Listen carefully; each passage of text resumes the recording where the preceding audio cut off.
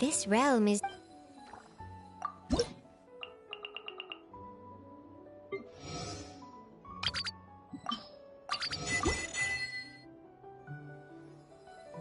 If you ever have any...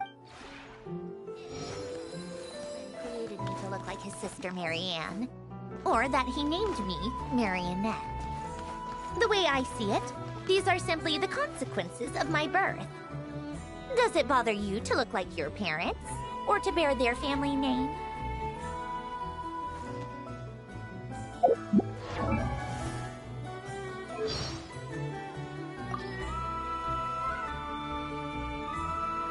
It's a good fit for me. Cryo is useful. For instance, I no longer need to worry about overheating after lengthy calculations. I've taught myself what's wrong with calling me Sandrone? And I'll show you a thing or two.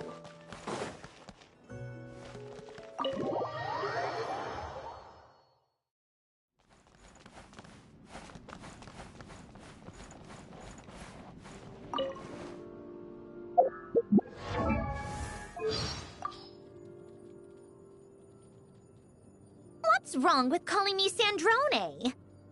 Huh? My original name? So you really want to know. All right. I can still remember when I first opened my eyes. Ellen had just finished creating me. He called me Marionette. I tried to repeat it, to say it out loud myself, but I noticed something complicated in his expression. Only later did I come to understand what it was. A mixture of regret and guilt. He never called me that again. Anyway, after telling me the story of the Narcitzenkreuz Ordo and his sister, Ellen concluded by insisting that I was free to choose my own path in life. An important part of that, he said, was deciding on my own name. For my part, I told him I was perfectly fine with the one he'd given me. Marionette Guillotin. Pretty unique as names go, wouldn't you say? And yet, no doubt for different reasons, the Tsaritsa ended up making Marionette my title as a harbinger. Perhaps that was simply another so-called act of fate.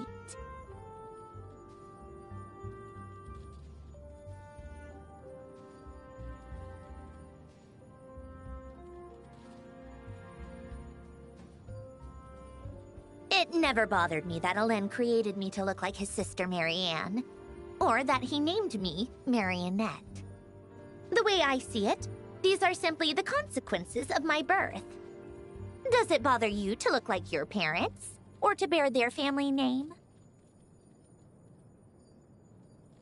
My colleagues in the Fatui might not be the ones I'd choose, but there's no denying that it's an excellent place to conduct research. The Tsaritsa is generous with her resources and funding. I'd say the equation balances out in my favor.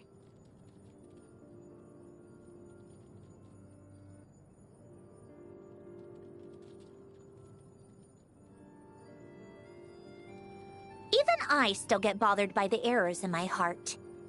But Her Majesty, the Tsaritsa? How did she manage to freeze her emotions so completely?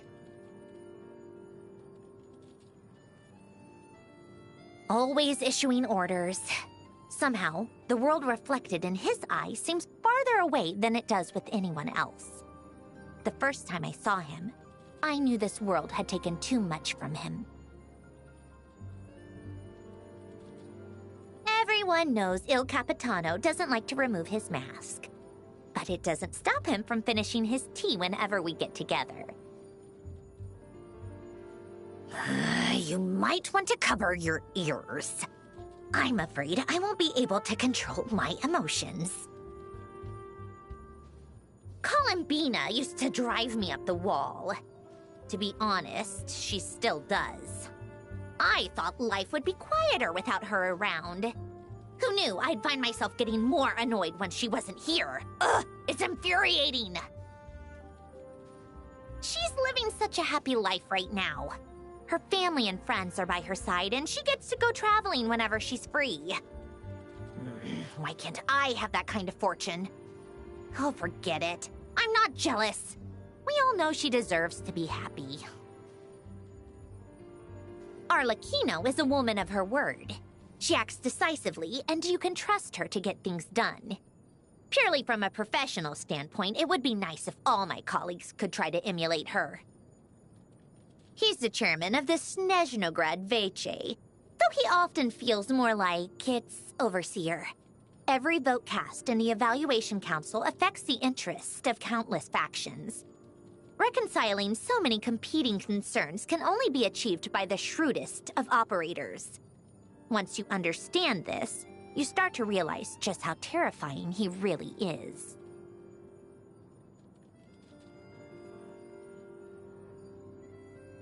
You would think his relationship and dealings with Dottore would have been properly investigated from the start, right? Why did it take 10 times longer for my research funds to be granted than that lunatic Dottore's? It's clear there was something shady going on. I even asked Pantalone about it to his face. He looked right at me with that stupid smile and said, "Oh my, has Our Lady Sandrone finally developed an interest in finances? I can recommend a few books if you'd like. Maybe you should start with 100 phrases to teach you manners."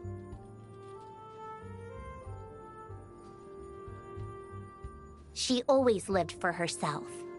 She loved in her own way and hated in her own way too. No wonder she burned out so fast. Still, her flame shone with a unique hue until the moment it flickered into nothing. Oh, another pain in the... well, everything. He could happily just spend his days with his brothers and sisters. Why insist on becoming a harbinger at all? And when will he get it into his thick skull that not everyone is always looking for a fight?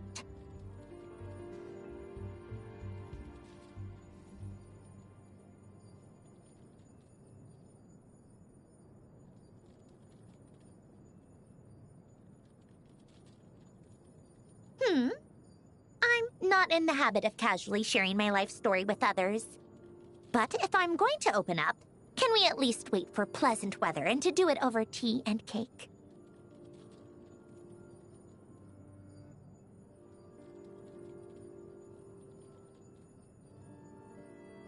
After Alen died, I put up a tombstone for him. When he was alive, he said he wanted me to write his epitaph. So I did. It wasn't difficult. List out his deeds, then pick a quote that captures the way he thought. I went with, "Regrettably, there's nothing more to say." It was something he often said. You think it sounds fatalistic. Maybe to those who didn't know him. But he always said it with a smile.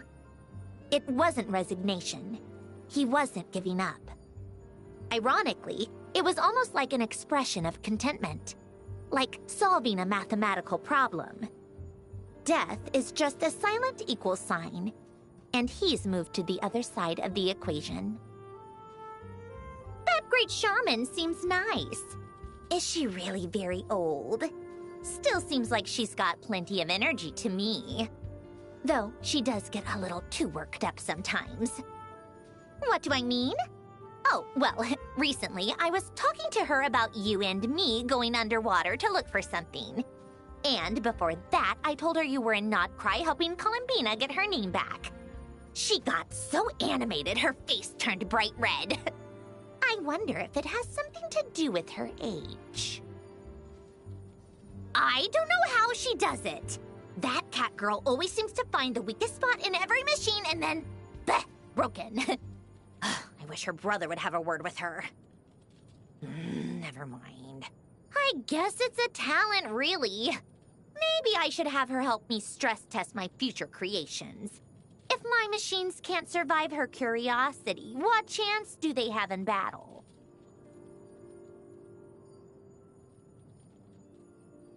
Called back to the Zeppeljärni Palace again? Ugh, seriously. What's the point in all these endless meetings? Ugh, time for more snow damselettes. The perfect weather for cake, strong coffee, and getting lost in a good book.